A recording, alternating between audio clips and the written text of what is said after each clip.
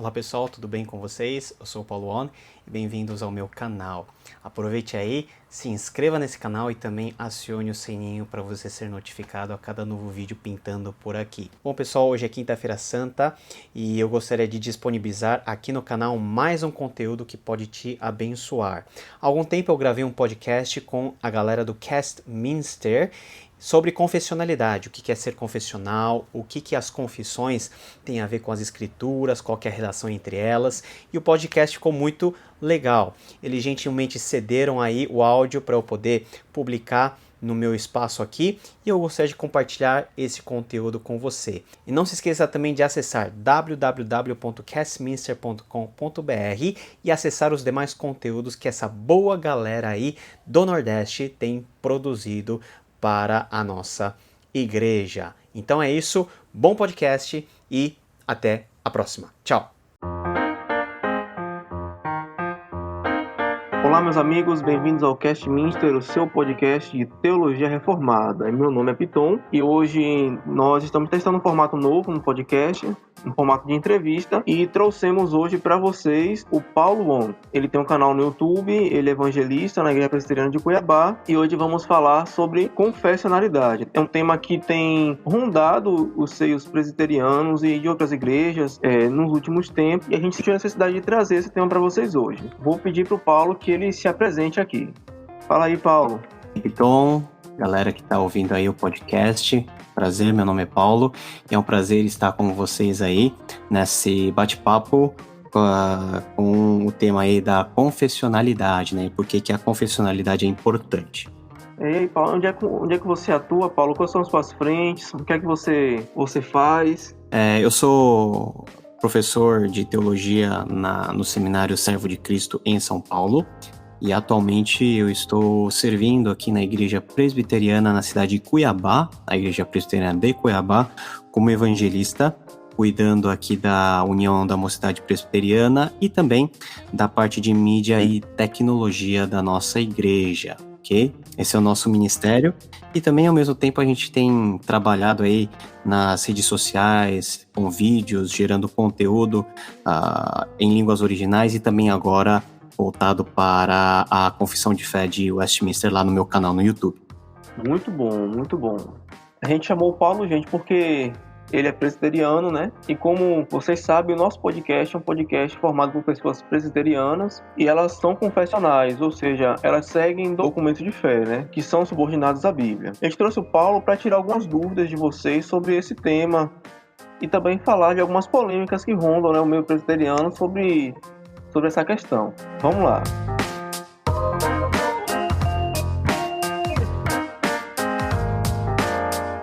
O que é ser confessional? O que significa essa palavra no contexto de igreja? Bom, ser confessional, né? O adjetivo confessional vem de confissão, e isso quer dizer que nós que somos membros de uma igreja confessional temos um comprometimento em relação às nossas confissões de fé mais básicas, que no caso da Igreja Presbiteriana, nós chamamos esses padrões, né, de símbolos de fé, que consistem em 3. A Confissão de Westminster, o Catecismo Maior e o Catecismo Breve também de Westminster.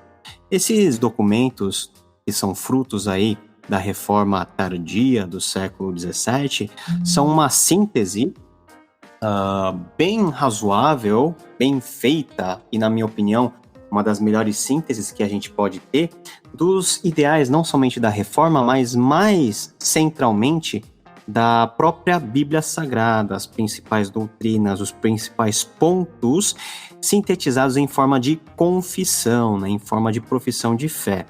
Então, nós que somos confessionais, nós temos um compromisso em zelar por essas confissões, por esses artigos e por esses documentos, porque nós entendemos que eles são a expressão mais bem organizada e sintetizada das verdades que nós temos na Bíblia Sagrada. E ser confessional no contexto da igreja é muito importante porque ela nos dá uma certa segurança, até no aspecto doutrinário, guiando mais ou menos os nossos passos e colocando uma cerquinha, né, imaginária para organizar todas as nossas ideias, os nossos conceitos a respeito de Deus, como nós temos interpretado a Bíblia Sagrada, como nós temos vivido e praticado as doutrinas centrais que a revelação da Palavra de Deus nos apresenta. Então, ser confessional é ter um compromisso com esses documentos, e esses documentos, para nós, na realidade presbiteriana, são importantes porque elas dão a nossa identidade, a nossa cara, a nossa forma de praticar, a nossa forma de entender o conteúdo revelado nas Sagradas Escrituras. A gente fala de confissões, catecismos, mas quando a gente fala disso, muitas vezes falamos de uma realidade específica, que é a realidade dos reformados e de outras denominações. Mas a gente tem outros documentos, né, de fé, que são os credos dos primeiros séculos da igreja, o credo apostólico, o credo calcedônio, o credo niceno. Qual a importância desses credos para os cristãos em geral? Bom, a gente tem que fazer uma diferenciação, que você fez mais ou menos. Os credos são declarações mais universais, enquanto que as confissões de fé, especificamente a confissão de fé de Westminster, é uma confissão de fé mais com um cunho confessional, né? Ele toma alguns partidos teológicos, ele firma algumas posições, ele define melhor e de maneira mais específica alguns tipos de doutrina. No caso dos credos, credo apostólico, credo niceno, credo de Atanásio, credo de Calcedônia, todos esses documentos gerados nos primeiros séculos, esses documentos tinham a preocupação não somente de afirmar certas verdades e verdades essenciais em relação à Bíblia, a Deus, a Cristo, ao Espírito, são declarações basicamente trinitarianas, mas também de dar respostas sintéticas, curtas, né, às eventuais objeções que as religiões pagãs, né, a sociedade do Império Romano, por exemplo, fazia em relação ao corpo de doutrinas ou ao corpo de crenças do cristianismo. Então nós não exageraríamos em considerar que os credos do início da história cristã são credos que nós poderíamos chamar de credos mais universais, por conterem declarações simples com respeito à pessoa e às obras de cada pessoa da Trindade, sem necessariamente entrar em pormenores relacionados, por exemplo, à questão da salvação, que é a soteriologia, que mais tarde, no século XVII, a Confissão de Fé de Westminster vai explorar com mais detalhes. Então, essa é a diferença básica. Os credos são importantes porque eles estabelecem verdades que são gerais, que sobrepassam todas as tradições cristãs e englobam até a tradição católica e a ortodoxa, porque todas as tradições cristãs, aquilo que nós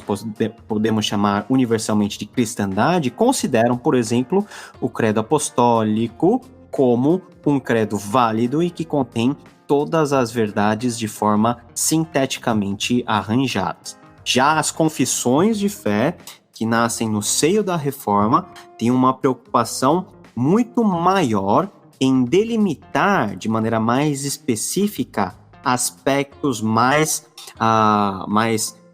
complexos das doutrinas para estabelecer algum tipo de diferenciação, seja contra o catolicismo romano e seja até em relação a outras tradições também nascidas dentro do seio da Reforma.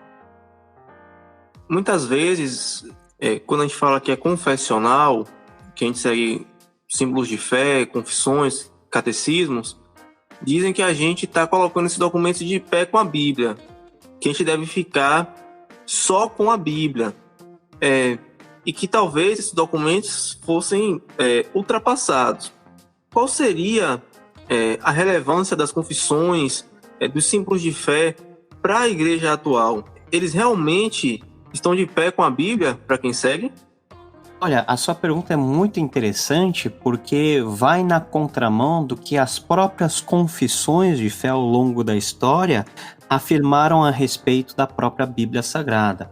A Confissão de Fé de Westminster, por exemplo, ela começa o capítulo 1, capítulo 1, não falando propriamente dos atributos divinos, que é como toda a teologia sistemática hoje começa, mas falando da própria natureza e da utilidade da palavra de Deus.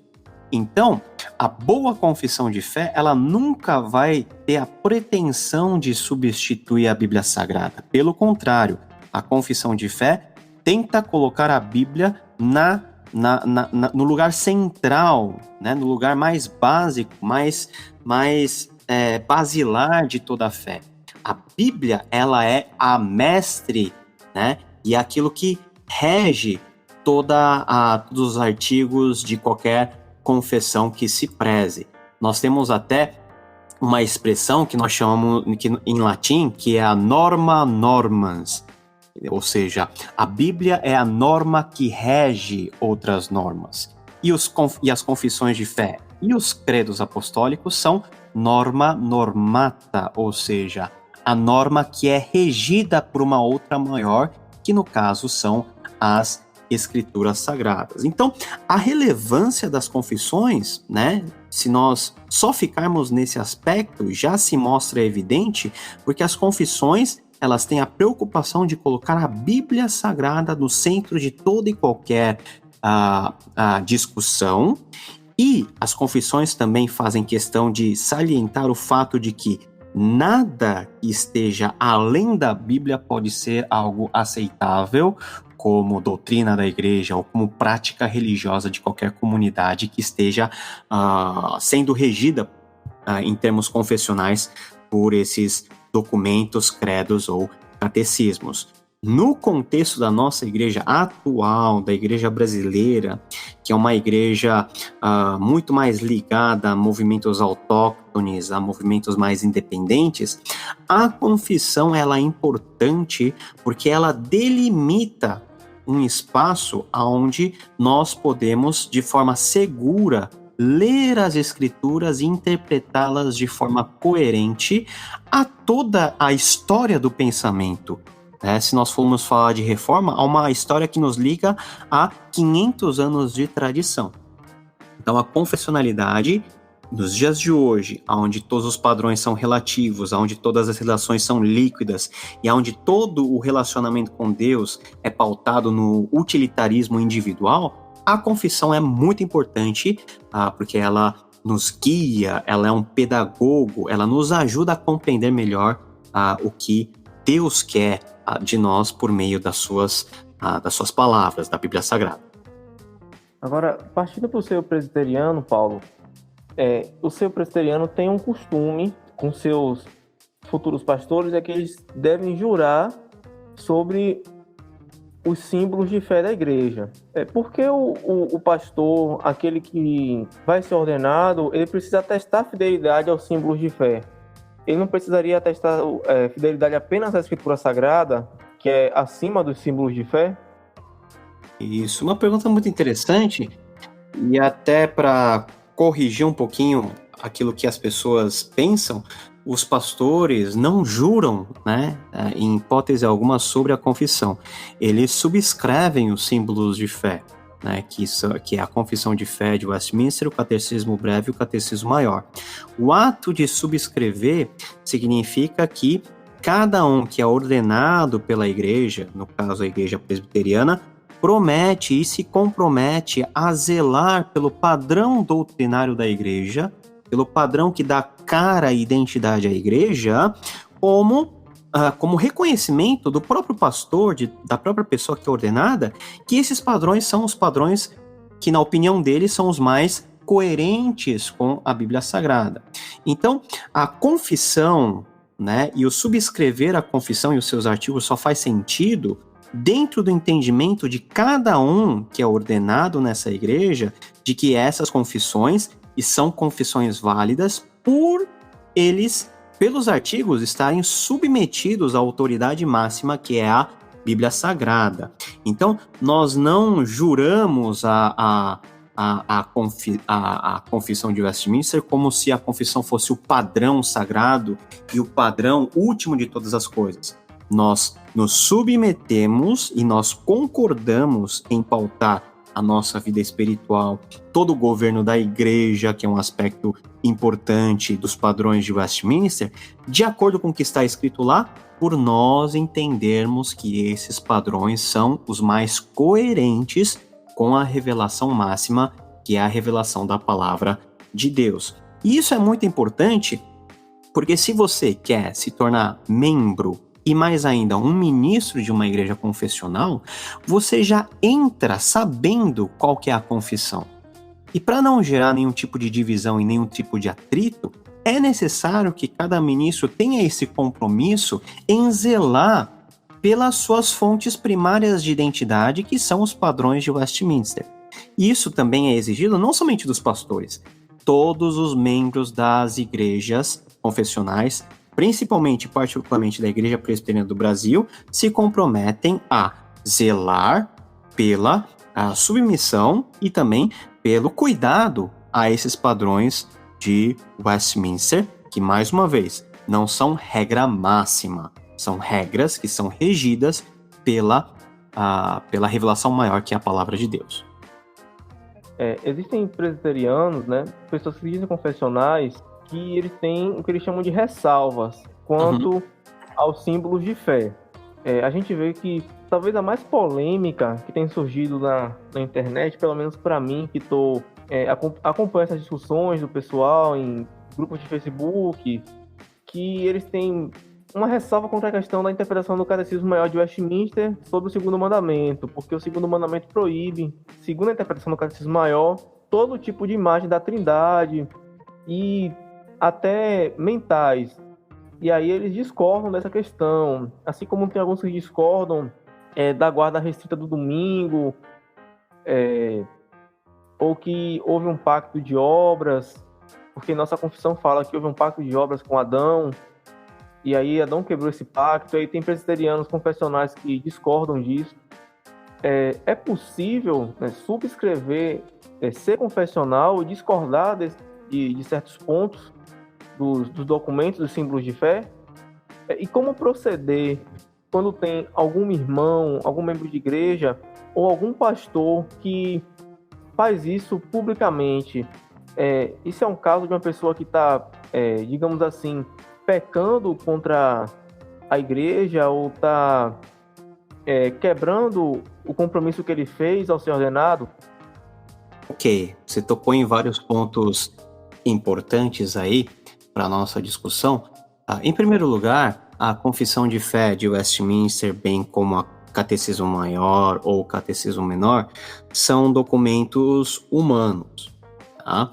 São fruto de um tempo, esses documentos são frutos de um tempo conturbado, particularmente no século XVII na Inglaterra, onde havia uma disputa implícita dentro da igreja oficial, que era a igreja anglicana, sobre a forma apropriada de se cultuar, de se governar a igreja, né? Então, toda a linguagem dos documentos e dos padrões de Westminster estão recheados desse background histórico. Dito isso, nós podemos chegar à conclusão de que, por ser um documento humano e por ser esse documento reflexo de um tempo histórico específico, esse documento está sujeito à nossa análise e a uma leitura mais cuidadosa ou uma leitura contextualizada. Existe muito pouco dentro dos padrões de Westminster que hoje nós poderíamos dizer que é algo muito diferente ou algo que gera polêmica. São basicamente esses pontos que você levantou sobre, por exemplo, a questão das imagens, que é especificamente a pergunta de número 109 do Catecismo Maior, onde o Catecismo ensina que em coerência ao segundo mandamento, é proibido se fazer qualquer tipo de imagem, e essa proibição se estende textualmente até aquilo que a pessoa pensa. Mas se nós formos ver o contexto da Confissão de Westminster, nós vamos ver que essa questão é fruto da tentativa dos presbiterianos, né, dos presbiterianos de tradição escocesa, os puritanos chamados na época, de trazer um tipo de reforma à igreja anglicana que fazia ainda uso de imagens, né? A forma de culto era muito parecida com a igreja católica, então a confissão vai no sentido de afirmar e reafirmar essa proibição que se estende no contexto, principalmente à adoração e ao culto. Então, se nós voltarmos para o texto principal, que é o texto de Êxodo 20, o que Deus está proibindo lá é a confecção de imagens para a adoração. Então, fica difícil, né, na minha opinião, você restringir qualquer tipo de representação, ainda que seja simbólica, ou de Deus, ou de Cristo, ou do Espírito Santo, porque senão, nessa hipótese mais extremada, nós teríamos que apagar todos os desenhos de Jesus dos livros didáticos das crianças, livros também que são veiculados pelas próprias igrejas e também pela própria editora, né, confessional. Então fica algo muito extremado, né? E não leva em conta toda essa análise histórica. Outro ponto, temos a questão da guarda do domingo, como o dia do Senhor, mas são pontos realmente acessórios, né? São pontos que não estão ligados diretamente a questões que a própria confissão considera como basilares, como, por exemplo, o problema ou a questão da salvação, da soberania de Deus, né, dos seus decretos eternos. Então, como a confissão é um documento histórico e humano, sempre há a necessidade de nós recorrermos a ela, lendo com cuidado e lendo não como se nós estivéssemos lendo o próprio cânon bíblico, a própria palavra de Deus, mas lendo sempre apoiado à palavra de Deus, tendo a noção de que, eventualmente, nós temos pontos de discordância. Dificilmente você vai encontrar duas pessoas que aceitam os padrões de Westminster e que concordam rigorosamente em todos os pontos de toda a confissão, de todos os catecismos. É muito difícil você encontrar duas pessoas que têm uma opinião assim.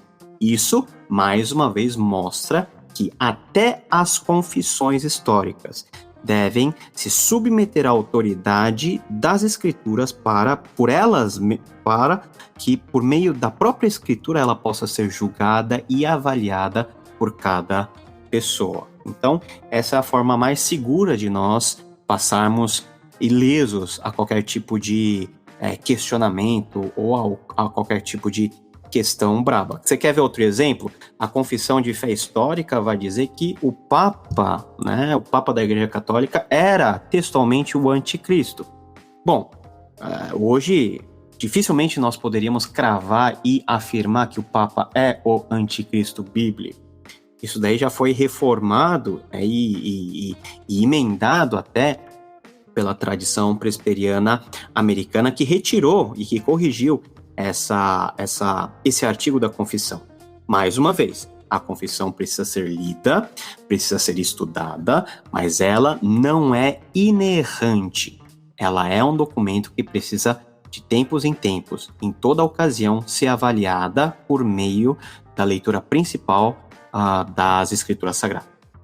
Uma pergunta polêmica é sobre a questão do segundo mandamento ainda. O Tiago, nosso editor, ele está aqui conversando comigo e mandando alguns questionamentos. Por exemplo, a questão da cruz. Os reformados, eles têm esses símbolos históricos. Eles colocam esses símbolos como a cruz celta, que é aquela cruz com um círculo por trás, ou a cruz vazia nas suas igrejas, fazem colares. Não seria um tipo de quebra do segundo mandamento ter a cruz?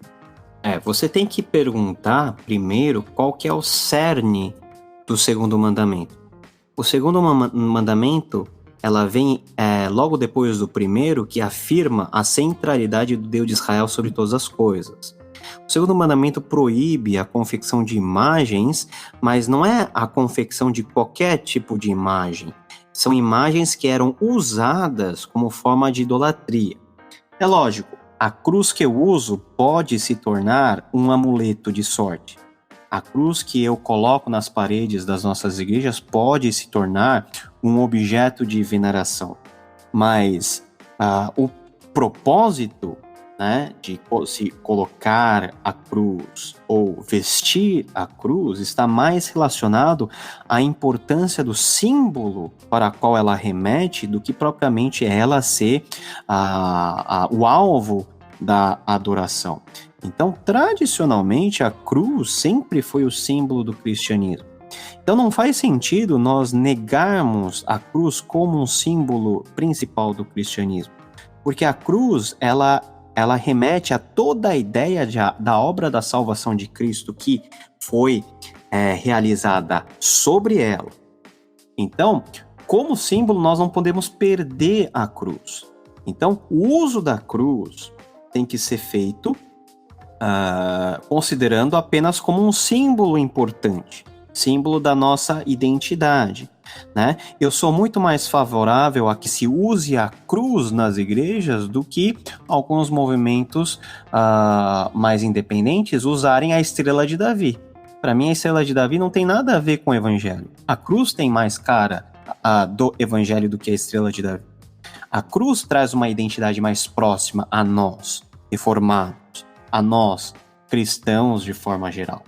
Então, se existem pessoas que fazem mau uso do símbolo, o problema não está no símbolo, mas propriamente a pessoa que faz mau uso dela. Então, eu não vejo nenhum mal, né? Eu não vejo o uso da cruz como quebra do segundo mandamento, eu vejo como uma apreciação a um símbolo que nos remete a uma verdade, a verdade de que Cristo, ele pagou os nossos pecados, morrendo como sacrifício vicário na cruz do Calvário, e por isso a cruz é um símbolo importante, mas essa cruz está vazia porque ela ressuscitou. Então imagine você que, quando você olha para a cruz, você já se lembra de toda essa história redentiva. Então a cruz é um lembrete, é uma sinalização e não o alvo propriamente da adoração. Então, nesse sentido, eu não vejo nenhum tipo de atitude fora aquilo que o segundo mandamento bíblico ela proíbe e também aquilo que a Confissão de Fé de Westminster e seus catecismos também prescrevem. Outra dúvida que surge, né? Essa do Papa como anticristo é algo bem polêmico. O pessoal que é mais rígido com os símbolos de fé, eles afirmam isso bem categoricamente. Aí você falou que a presbiteriana dos Estados Unidos, né, ela revisou essa questão.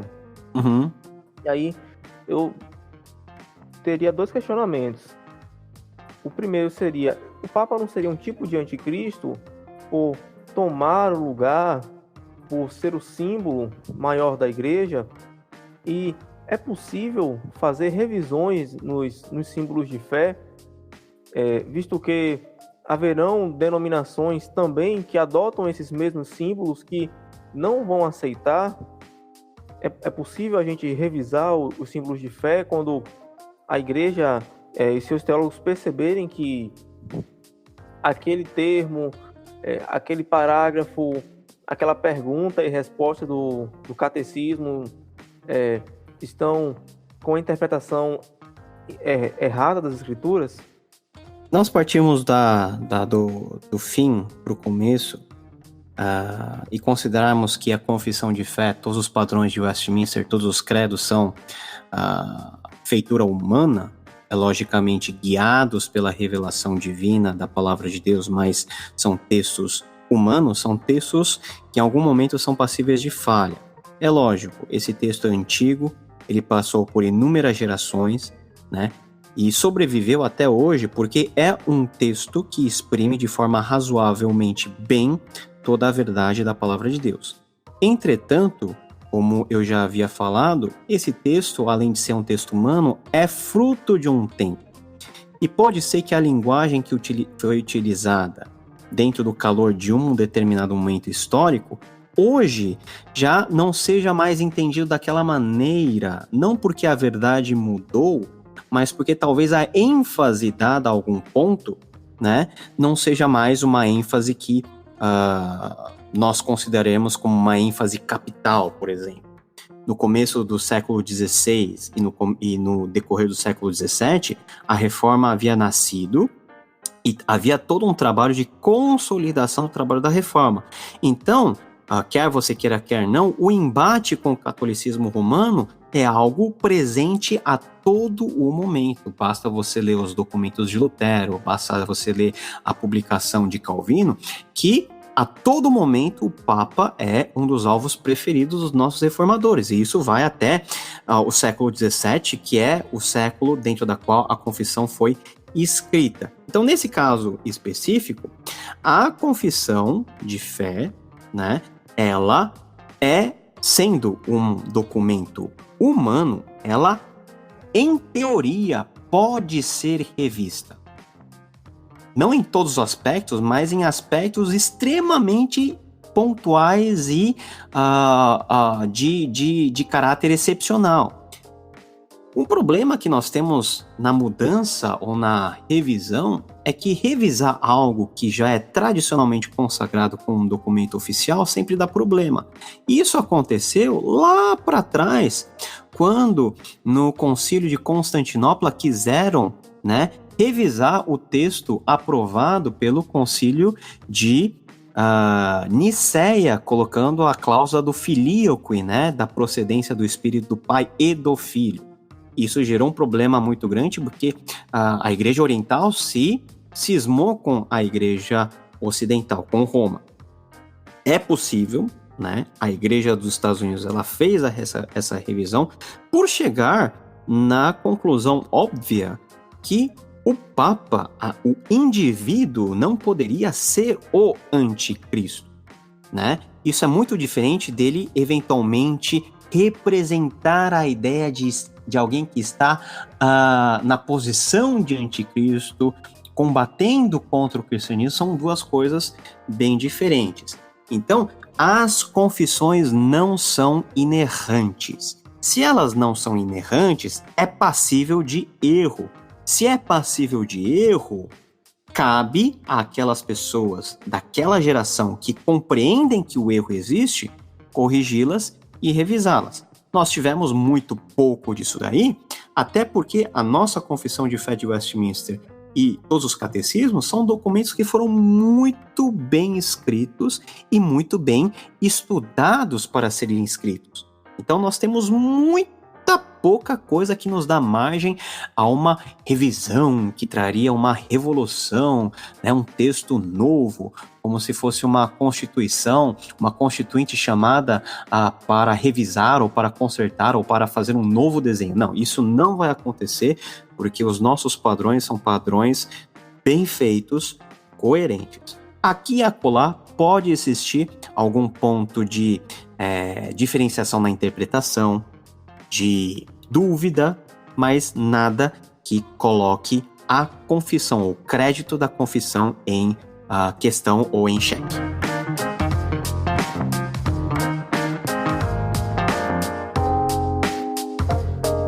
Os credos e confissões, eles podem ser usados como um parâmetro para o diálogo entre, primeiramente, no protestantismo, com as diversas que temos, presbiterianas, batistas, pentecostais, independentes, e no sentido mais macro, entre as demais tradições cristãs?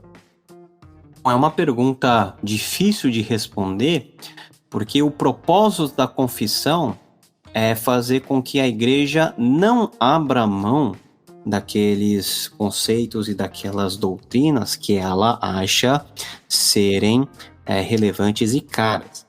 Então, quando você fala de diálogo, a gente tem que estabelecer bem que tipo de diálogo é esse. É um diálogo em que você coloca todas as cartas sobre a mesa e você aceita, eventualmente, rever posições? Ou é um diálogo em que uma pessoa apresenta os seus pontos de vista, outra pessoa apresenta os seus pontos de vista e há uma conversa construtiva a nível acadêmico, a nível pastoral, sobre as diferenças, sobre a importância dessas diferenças, como essas diferenças moldam o caráter de cada comunidade. Então, a meu ver, as confissões, elas não têm como propósito primário gerar algum tipo de diálogo no sentido de abrirmos as porteiras ou de nos flexibilizarmos. Muito pelo contrário, nós estamos colocando cercas, né, pavimentando o caminho para que os nossos membros de igreja, os nossos companheiros na fé possam trilhar um caminho que nós julgamos como igreja como sendo seguro. Dificilmente você vai conseguir colocar dentro de uma mesma sala pessoas de tradições diferentes e que concordem em todos os assuntos. Por exemplo, nós nunca poderemos chegar e dialogar com um arminiano no sentido de nós abrirmos mão da nossa doutrina da eleição, porque se nós fizermos isso, nós naquele momento não seremos mais nem reformados e nem tampouco presbiterianos. Nós deixaremos a nossa identidade de lado. E o que afirma a nossa identidade são justamente os padrões de Westminster, são os símbolos de fé de Westminster. Então, diálogo é algo bom e construtivo, entretanto, o propósito da confissão não é esse. É você reafirmar, é você ensinar de forma didática qual é, né, o entendimento que a nossa tradição ela toma como entendimento correto das escrituras, tá? E fazer com que as pessoas que são membros da nossa igreja vivam conforme esse padrão, que pode ser em alguns aspectos diferente a outra tradição, por exemplo, a tradição arminiana. Agora, pontos que nos unem, né, são muito maiores. Por exemplo, o sangue de Cristo que lava os nossos pecados une qualquer tradição protestante, e isso é incontestável. Nós não podemos nos dividir em questões centrais. Né? A gente tem que seguir a máxima, né? Nos pontos principais, nós temos que ter união. Nos pontos diferentes, nós temos que nos amar uns aos outros e entendermos que existem formas diferentes de se interpretar textos. Essa foi a porteira que a Reforma Protestante abriu. E nós temos que conviver com isso. Nós não estamos debaixo de um governo monocrático da Santa Sé, no caso da Igreja Católica, ou da Comunhão Anglicana. Nós abrimos essa liberdade. Se cada crente é um sacerdote e se cada igreja pode interpretar a Bíblia do jeito que ela acha correto, direcionado pelo Espírito, então há que se haver uma união, mas, voltando à pergunta, esse não é o propósito da confissão de fé. Além do documento em si, dos símbolos de fé, que o pessoal pode encontrar na internet, a gente vai disponibilizar aqui, quais são os livros que você recomenda, o material, para eles entenderem mais sobre o objetivo dos símbolos de fé, sobre o objetivo de ser confessional, e também para entender, né, as doutrinas que estão sendo expostas nos símbolos de fé? Bom, para você entender o que é esse negócio de confessionalidade, eu indico o livro Imperativo Confessional, escrito pelo Carl Trueman, editado aí, publicado pela editora Monergismo, tá? Faz um apanhado muito bom da questão de por que ser confessional, qual que é a história envolvida nisso daí, tá? Ela faz também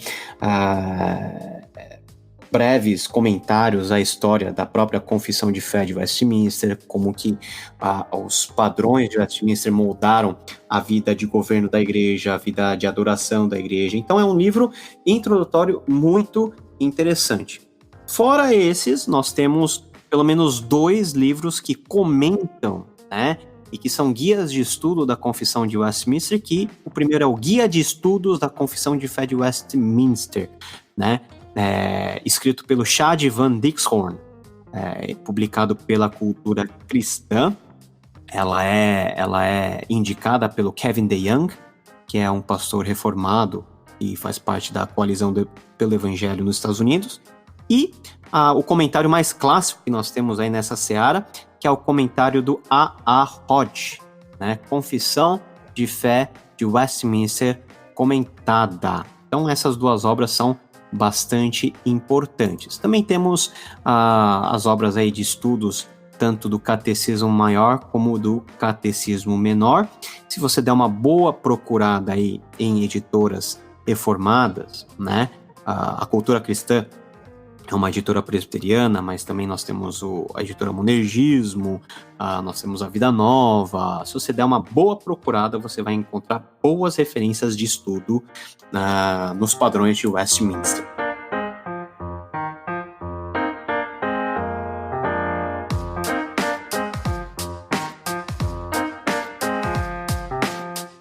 Muito obrigado, Paulo, por dispor seu a responder essas perguntas. A gente crê que vai ajudar muito o pessoal que está com dúvidas sobre isso. Tem muita gente conhecendo a teologia reformada agora, e aí quando vai na presbiteriana da sua cidade, estranha algumas coisas, estranha porque o presbiteriano batiza a criança, ou pelo presbiteriano crer na soberania de Deus, na salvação. A gente crê que essas respostas que você nos deu, né, ajudem essas pessoas a entender o porquê da gente crer nessa forma, que isso instigue elas a procurar, a estudar a palavra de Deus com afinco e com amor e servir a igreja, né?